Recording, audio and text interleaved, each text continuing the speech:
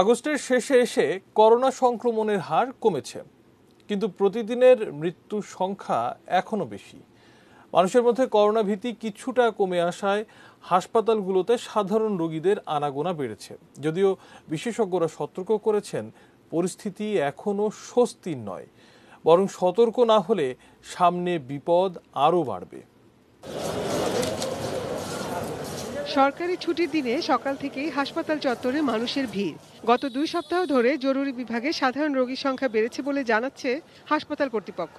যদিও গত 5 মাসে ঢাকা মেডিকেল কলেজ কিংবা সোহরাওয়ার্দী হাসপাতালের মতো কোভিড হাসপাতালে এমন ভিড় দেখা যায়নি। সাধারণ রোগীও ছিল হাতে গোনা। পেটে ব্যথা, পেটলে সবসময় আপনার ওই আমাশা ভালো হয় না, ওই জন্য ইমার্জেন্সি জন্য আইসি আমি। বুকে ব্যথা করে, বুকের ব্যথা হন্তন উঠলে ব্যথা করে, তারপরে কাশি দিলে ব্যথা করে। ঠান্ডা লাগছে, ঠান্ডা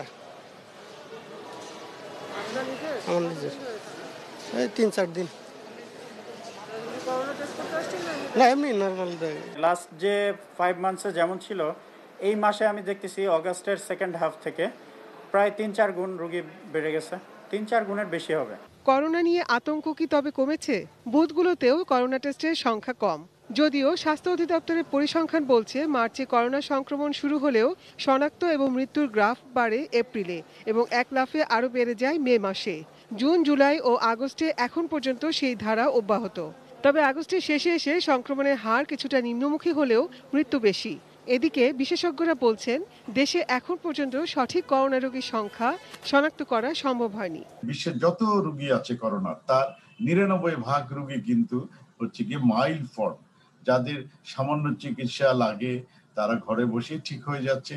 এই যে তার আউটপুট, সেই কারণে মানুষের মধ্যে একটু ভীতিটা কম হয়েছে। বিশ্বের অনেক দেশে করোনা সংক্রমণের প্রথম ধাপ শেষ করে দ্বিতীয় ধাপে সংক্রমণ শুরু হয়েছে। সেক্ষেত্রে সঠিক পরিসংখ্যান না থাকায় বাংলাদেশে করোনার সঠিক চিত্র কখনোই পাওয়া যাবে না।